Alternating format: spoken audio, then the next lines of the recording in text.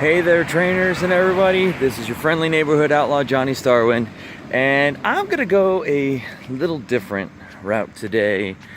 I know mostly I do Pokemon videos because, hey, Pokemon's fun, Pokemon's entertaining, and news is always gets you hype. However, today I'm gonna talk about a little thing that happened to me in the D&D world. So, yes, I play D&D. It's fun, it's exciting. You know, role-playing games are fun and they're always entertaining if you can do it right. And what happened recently was just plain stupid funny. And it involves my character hurling a Hydra off the top of a mountain. Let me explain. So, in one of the campaigns that I'm currently in, I am a half-orc because I wanted that little extra boost in strength and constitution. However, I am a druid. I am a half-orc barbarian druid. So, my whole spread is level 8. So, 7 levels in Druid, 1 level in Barbarian. Now, you may be asking, why the 1 level in Barbarian? Well, unarmored defense. It works and it's hilarious. So anyway, we get to this battle. Well, not battle, but rather a cave. So in the cave, we see that we have to fight so we get to this first part of the cave. The cave is at the bottom of the mountain. It's in the base of the mountain. We were sent by a lord, I believe, to go to this village and see what is causing these people to say that there is a god there. You know, there shouldn't be a god on this physical plane of existence, especially when it's going about killing people, you know. So, as we go around, we go into this cave. It's only in 2 chambers, so not quite a dungeon, but rather just a 2-part cave. In the cave, first part, we deal with a 2-headed giant. So, yeah. 2-headed giant. We dispatch of it pretty quickly. You know, I use the flaming sphere spell, cause it some burn damage and whatnot. And in our party, it was only 3 people. The half-orc druid barbarian Krog. Hello, I'm Krog of the Weeping Willow. And we had 2 characters that were just made up on the spot because, well, they forgot their stuff and they had to make brand new character sheets. And this wasn't an elaborate campaign. This was just a offshoot as we waited because our main DM had to work that day because he works in an industry that, since we live outside a major NFL city, if there's a home game, he has to work. So there was a home game, so he had to work. So one of the other players for the main campaign was like, "I'll DM a side shot, and you can make whole new characters and whatnot." So we do that. So the 2 other characters was a half-elf ranger, I believe, and a full elf, I think paladin? I'd have to look back at it, but yeah. And I was Krog of the Weeping Willow, the half-orc druid barbarian. Or barbaric druid, I don't know, however you want to call it, but mostly druid. So I had just gotten access to my 4th level one 4th level spell. And that's what comes into play here. So we defeat the 2-headed giant. I'm like, oh, there's another part of the cave back there. I'm gonna cast Pass Without Trace on myself, concentrate on that, because I have to, and go look at the cave. I go into the second chamber. I go to the edge of the second chamber, and I look inside, and I immediately have to make a stealth check, because even though that second chamber, there's no other chambers in there, that second chamber had a 5-headed Hydra. Because 5-headed Hydra is what we needed at this time. So I make my stealth check, I succeed, so I pop back to the group. I'm like, guys, there's a 5-headed Hydra over there. What should we do? It's like, well, we could go in and fight it. It's like, yeah, but 3 of us against a 5-headed Hydra. And I roll my nature check. It's like, well, we got to do something about, succeed the nature check. So it's like, well, we got to do something about the heads, because if we cut off a head, 2 more will sprout back, and it's also got poison blood. We don't want that. So they're like, huh, you're right. We got to come up with something. They're like, Krog has an idea. So my idea is I have a spell called Polymorph. It's my one 4th level spell that I have access. It's one of the 4th level spells I have access to as a druid. So I'm like, okay, here's the idea. I go in, I sneak in, hide behind something, and I turn the Hydra into a bunny. Does anybody have any spells that can completely destroy the bunny?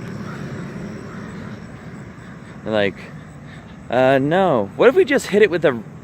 And we look over at the 2-headed giant, and it's like, oh, he has a giant hammer. What if we hit it with this giant hammer? I'm like, no, polymorph doesn't work like that anymore. But polymorph works to where I turn something into a bunny, it gets the bunny's health. Once it turns back, once we destroy all the bunny's health, it goes back to normal, back with its full original health.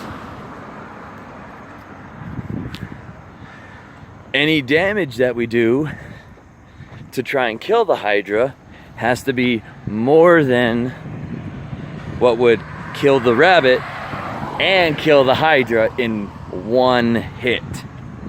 Because there's rollover damage for polymorph. So like, can anyone do anything to disintegrate the bunny? Because disintegration does not cause damage, it just disintegrates. It removes it completely. It just turns it to dust and boom, it's fine. And like, no, none of us have that. Are you sure I can't just hit it with a giant hammer? It's like, no, you can't hit it with a giant hammer. Wait, I have a plan. I mean, we can still turn into the bunny, and they're like, well, if you turn into a bunny, it's still gonna be quick, you know? It's gonna be hard to hit it. I could turn it into a turtle. It's like, well, then it'll have a shell, which acts as a higher natural armor, which means it could actually survive some hits. I'm like, I have an idea. So, what's the idea? Just be ready to attack if I fail. I'm like, okay.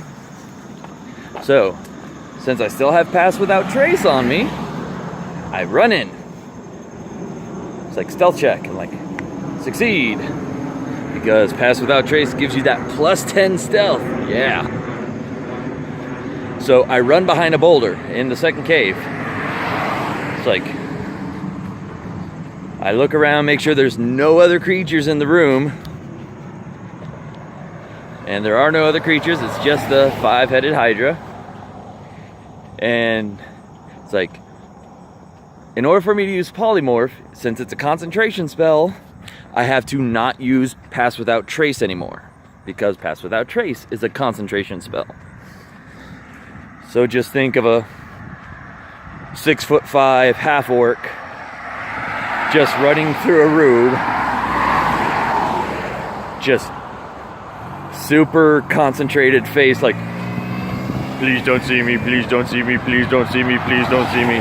Just not out loud, but you see that's what he's thinking. Like, please don't see me. So, run behind a boulder, pass the stealth check. I then stop concentrating on my Pass Without Trace. So that's one of my second level spells used. I only have 2 left. So, pray to God that my plan goes on without a hitch. I then jump from behind. I then just look over the rock. I see the Hydra. He's well within range. And I go, turn into a sloth. And now, Polymorph is a spell that allows you to change any creature into anything else that is not outside of that creature's challenge rating. Basically what says how badass the creature is. So, now, if you do it to a willing creature, it automatically happens. If you do it to an unwilling creature, like a giant 5-headed Hydra who does not want to be changed, the Hydra gets to make an attempt to not change. So, the spell has roughly the spell can either work or not work, depending on how well the enemy rolls. I think my roll to beat is 13. So, and the DM runs meets beats. So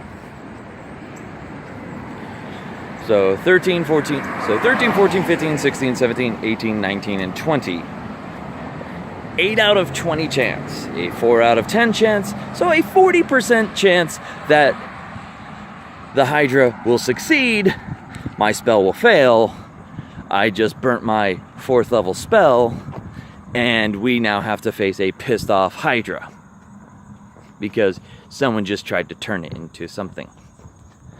Luckily, 60% chance it failed. And it did fail. So, we just see the giant, got across the street a little bit. So we see the giant 5-headed Hydra turn into a sloth. And as I run over, because I'm thinking, okay, we need slow so we can catch it, but not armored, so sloth. Yeah, sloth. So I run over, I'm thinking out loud at this point, stay a sloth, stay a sloth, stay a sloth. Grab a pinch of dirt. And now I can still cast spells even though I'm concentrating on one thing because I took Warcaster. Yay, Warcaster. I believe that's how it works, but either way, I can still cast other spells while still keeping concentration on one spell. I just can't cast 2 concentration spells. The mind does not work that way. So I cast, helps if I could say the word properly, I cast Long Strider, which increases my speed by 10 feet. So there's now a half-orc who is able to run 40 feet in 6 seconds. Doesn't sound like much, but then again, it was originally 30 feet. That's kind of impressive a little bit. So I cast Long Strider on myself and I start hauling ass, run over, grab the sloth, hold it over my head, and I run out of the cave. The entire time I'm just going, stay a sloth, stay a sloth, stay a sloth, stay a sloth, stay a sloth. An unintentional tongue twister, yes, but stay a sloth, stay a sloth, stay a sloth. Or a weird call for an elder god, whatever. So, run out, holding the sloth over my head, and I run all the way out the cave, and I start running up the mountain, like hauling ass. Polymorph lasts for 1 hour. Longstrider also lasts for 1 hour. So for 1 hour, running 40 feet per second, but you figure 6 seconds, so 6 seconds for the first action to turn it into a sloth, and another 6 seconds to cast Longstrider on myself, run over, grab it, and run out. So he's got to turn back into a sloth 6 seconds before my Longstrider spell fades away. But still, covering 40 feet for an hour, even minus the 6 seconds, because I need to do this before the polymorph wears off. I could cover 4.5 miles in 1 hour, running 40 feet per 6 seconds. I did the math. It's crazy ass math. So, running 4.5 miles an hour. So, grab the sloth, run out, run up to the top of the mountain. If this mountain is more than 4.5 miles tall, that's a crazy ass mountain. That's practically, what, let's see, Everest is what, 29,000 some odd feet? That makes, Everest is just shy of 6 miles high. So this is damn near Everest levels. If this mountain is Everest level mountains, then fuck. But either way, it's probably not. At most, probably maybe a mile. Either way, I could cover that distance. So, run out, start running up the mountain. Just full blown running up the mountain, holding the sloth over my head. The entire time, as I'm like running, stay a sloth, stay a sloth, stay a sloth, the DM is furiously rolling dice. Not angrily, furiously, but he's just rolling and rolling and rolling and rolling and rolling and rolling. So before he rolls the first dice, he's like, what's your AC? And I'm like, my AC is 18. Yeah, 18. How? Well, I'm not wearing any armor. The only thing I'm carrying is a shield. So carrying a wooden shield gives me +1 AC. My druid is Half-Orc Barbarian. Druid. That one level of Barbarian is the reason why I added 1 level. I only need 1 level, not for the rage, but for the unarmored defense, which means that as long as I'm not wearing any armor, not only do I use my dexterity modifier, 10 plus my dexterity modifier, but I also do 10 plus my dexterity modifier plus my constitution modifier. I can still wear shields. This is explicitly written in unarmored defense. You can still use shield as well as unarmored defense. So, 10 plus 3 for my dex, plus 4 for my con, plus 1 for my shield, 18. So in order for the sloth to hit me, it has to roll an 18, a 19, or 20. So it's like, what's your AC? 18. He's like, fuck. So he starts rolling and just, fuck. Sorry for the language. But, you know, dang. Keeps rolling. He rolls 30 times.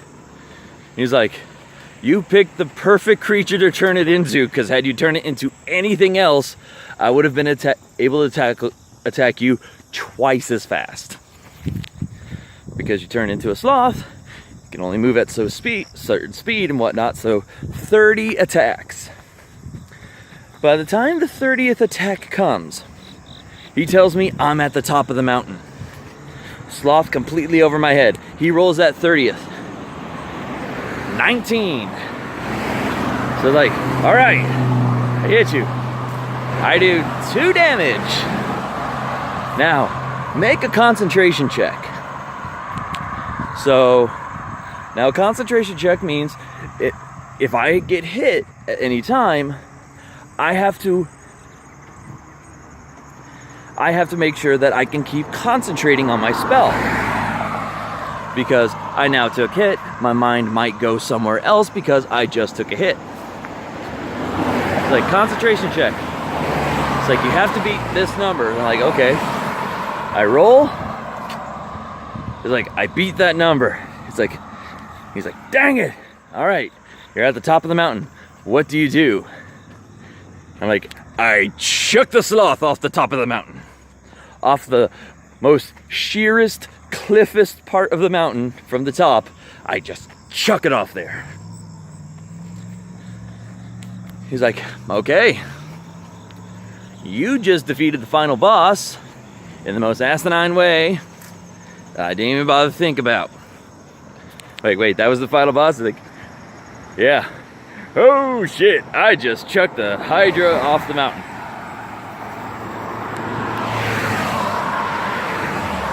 So yeah, as bullshit as it can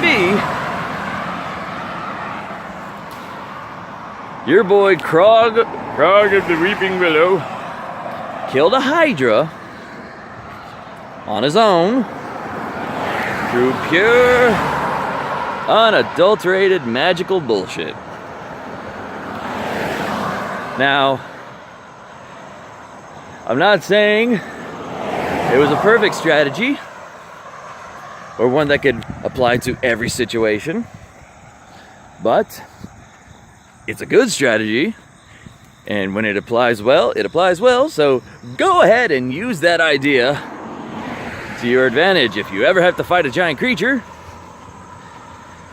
and you have someone in your party that can turn things into a sloth, turn it into a sloth. I believe the stats for the sloth are, its health is 2. But yeah, turn it into a sloth, run up a mountain and chuck it off the mountain. Or if you have somebody in your party with polymorph and someone else in your party with the spell disintegrate, even better. So, and that is the story of how Krog the Half-Orc Druid Barbarian defeated a 5-headed Hydra by throwing it off the mountain.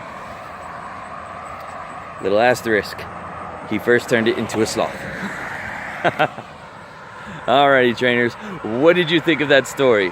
There are plenty more stories where that came from through my, I guess like over 5 years of playing D&D. Most of the time I play just a regular human barbarian by the name of Throgar. But this one instance, this was my first time ever doing a character that can use magic, and I decided to go as stupid magic as possible. Like, yes! And it worked out perfectly. So, leave a like, share, comment, subscribe. Tell me what you think about my D&D stories. Should I do more? Do you want to hear more? Do you want to hear some more crazy shenanigans? Maybe I'll record a session that we do, because yeah, sounds like fun. I mean, that seems to be sort of the rage today, just recording and doing D&D stories. So leave a like, share, comment, subscribe. Tell me your best stories. I want to hear some good D&D stories. So I will catch you trainers and other players on the next time. Peace out.